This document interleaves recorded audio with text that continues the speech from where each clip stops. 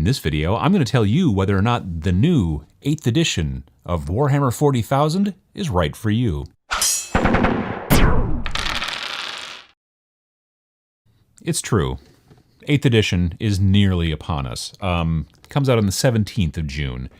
I got a copy of the starter box. This one's currently empty because I've taken all the stuff out of it. Got a copy of the starter box and the indexes, all the indexes which are kind of replacing the codexes for now.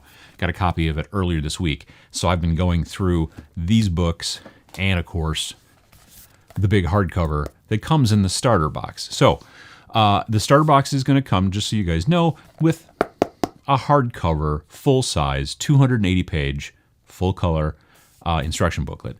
For those of you who are relatively new, the previous starter boxes generally all came with soft covers, and the last 2 or 3 that I can think of came with like small, little pocket-sized soft covers. So the fact that this is coming with a big full book is definitely different and kind of interesting. Now, admittedly, the starter box is more expensive, $160 American. But it also comes with something more than this. It also comes with 53 models.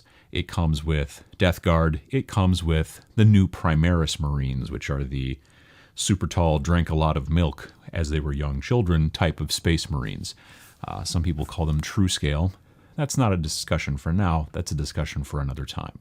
But one of the reasons that you may be watching this video is because you're interested in whether or not you should be interested in 8th edition. And like most questions in life, the answer is, it depends, which I'm sure that you knew I was going to say. But let me give you the pros and cons and explain it so that you can make the decision for yourself. If you're a big fan of Age of Sigmar, but you would like to play a game that even more people play and that is science fiction based, then 8th edition is probably for you. And the reason for that is because the rules have changed drastically. One of the reasons that they have to come up with all these indexes to replace all the codexes is because they got rid of all the codexes. All of the rules are gone.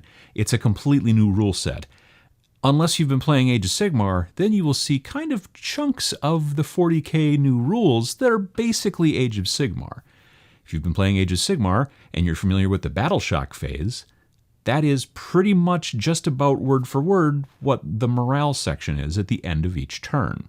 It's the same deal. It's not like it used to be. It used to be if your unit broke morale, well then they all as a group got together and had a powwow and talked about it and voted and short stick and the whole deal, and then they all marched slowly or quickly, depending on how you rolled, off the field, unless they got better, at which point they came back. Or, you know, if they were Space Marines, then they just sort of automatically came back. But either way, that's the way it worked. In the new rules, it's like Age of Sigmar. If you roll really high and you lost a bunch of guys, you might lose some more. But it's not the entire group disengaging and deciding to take a trip towards the backfield. It's just these guys themselves specifically just decided we're going to go. So that's kind of interesting. It's a very different thing than the original or than the previous versions of 40k, and it's very much like Age of Sigmar. Another thing that's very much like Age of Sigmar is the Psychic phase. It's basically the magic phase, again, from Age of Sigmar. Now, for those of you who've been paying any attention, the last several editions of 40k, the Psychic phase has gotten weirder and weirder and weirder, and I, didn't play too many games of 7th edition, I will admit, but in every single one game that I played, I made sure basically not to do any psychic stuff because it was so kind of convoluted in my mind. You may feel differently, and that's fine, but I thought it was kind of difficult to figure out. Now it's kind of basically like Age of Sigmar magic phase. You have a thing you want to do. Let's say it's Smite. You have basically a goal number. I don't remember if it's 6 or 5 or whatever it is, but you roll 2d6 and you need to meet or beat that number. If you do it by a good deal more, it's more powerful. If you do it just enough but not too much, then it's less powerful. And they kind of give you that in the specific, each specific spell can have those, but they don't have to. And then if you've got another Psyker who's within a certain range, in AOS it's 18 inches, in this it's 24. If you've got a Psyker within a certain range, they can try to dispel. It's basically the same type of deal from Age of Sigmar. It's streamlined. It's a little bit more to it than the Age of Sigmar version, but I think that you're going to start to see a lot of that between the two games. The Age of Sigmar is kind of the, and I don't want to say starter kind of system, but it kind of is. And 40k has become less dense, but still is the more dense of the two systems. The rules book is 280 pages, as I mentioned.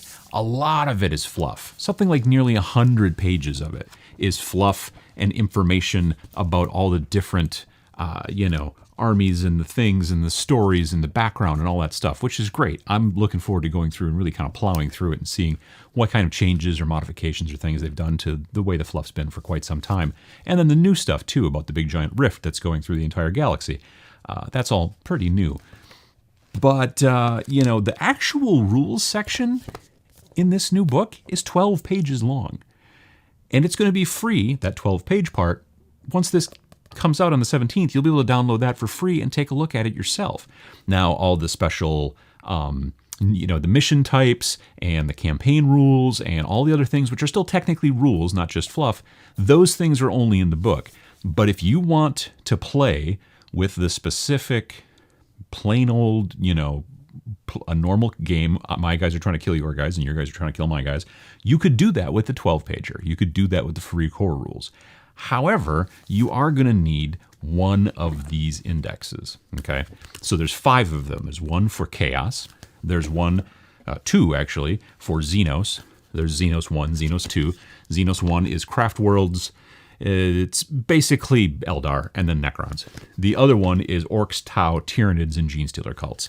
And then there are 2 Imperium books. The thickest, of course, it's just all Space Marines all day long. Space Marines, Blood Angels, Dark Angels, Space Wolves, Grey Knights, Death Watch, and Legion of the Damned.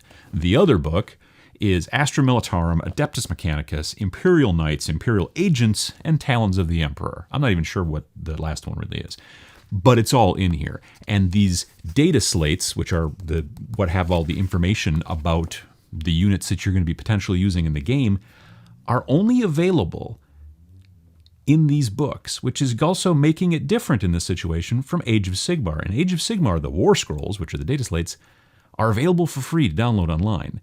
So that's another big difference between Age of Sigmar and 8th edition 40k, and something that you might want to think about if you're deciding, is 8th edition right for me? Well, you. So the rules are streamlined, in my opinion, but also clearer. When I went through and read that 12-pager a couple days ago, all of it really just like, yep, made sense. Everything just, I really think that they spent a lot of time on those specific 12 pages in that book. I think they really sat down and said, we want to make this as clear as possible, specifically this part. Are there still a couple of little pieces maybe that I've got questions about? A little bit here or there. It may just be I'm missing some things that I haven't found yet. That's fine too. But the fact of the matter is that I think that the new rules are really going to be bringing in some new players. So that's another thing you might want to think about. There's going to be a lot of new players potentially in your area. Do you want to hop on that bandwagon? And not in a bad way. Sometimes hopping on a bandwagon is bad. Like if a football team all of a sudden becomes super good and then everybody who lives in that area is like, yeah, no, I've been a fan forever. That's not what I'm talking about. I'm talking about, do you just want to have a much larger pool of people to play with? 7th edition, frankly, at least in my area, it was becoming more and more difficult to find anybody who even still played much these days because the rules had gotten so dense and weird and stacked on top of each other. And now with this basic reset do-over and a whole new, more clear rule set, I've heard tons of people already that I've been talking to, people on the forum, the comments for YouTube, people in my Patreon, people I talked to at Tabletop Minions Expo last weekend. Lots of people are like, I have not played 40k in a really long time. I'm thinking about getting back in. So if you haven't played in a long time, now might be a good time to get back in. And I think that bulb just burned out. I'll be back in just a second. Well, hey, I'm back. But I don't have any more of those bulbs right now on hand. So we're just going to finish this up in the very dramatic, almost spooky lighting that we're currently finding ourselves in. Where was I? So, 40K. If you've never played before at all, is now a good time to get in. Again, like I said, it kind of depends. Are you playing Age of Sigmar? If you're playing Age of Sigmar right now, you may want to stay there because Age of Sigmar is growing rapidly.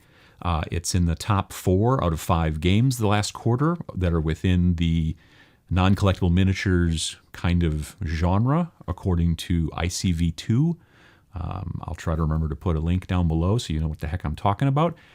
It's doing well, Age of Sigmar. But if you've always really kind of had a hankering for Space Marines or Harlequins or cool, undead robot Necrons or space orcs or anything along those lines, or just, sci-fi in general, yeah, now would be the good time. And I can tell you this, if you're thinking about picking up the box set going this direction, and you're like, yeah, but I already bought some stuff, for Age of Sigmar, and I haven't completely finished my army, and so that's kind of a bummer and all that stuff. Well, A, you didn't pay for the rules necessarily, because they're free, and the War Scrolls are free. But the skirmish game that just came out for Age of Sigmar, which is $10, could allow you to play with the few models that you've already gotten together, maybe painted, and not feel like you wasted your time and money, because the skirmish game is kind of pretty cool, and it's kind of fun, and you can even be playing that and working on that while you're building and working on this stuff. Again, I'm looking even into this kind of game. I'm looking into 40k. I was digging around yesterday at some of the stuff I've got in my Chaos. Stuff that's painted that's sitting in my foam that I haven't touched in a couple of years. And between this and Shadow War and Age of Sigmar Skirmish, Games Workshop's got a lot of different options. The hell just happened there? Anyway, so ghosts, I guess? Why not? Anyway, long story short, if you're interested in science fiction kind of gaming, if you want to play with a lot of people in your area, especially people who are getting back into it, who are probably not going to be super competitive right off the bat because they're kind of getting back into it, learning it, picking it up as they go.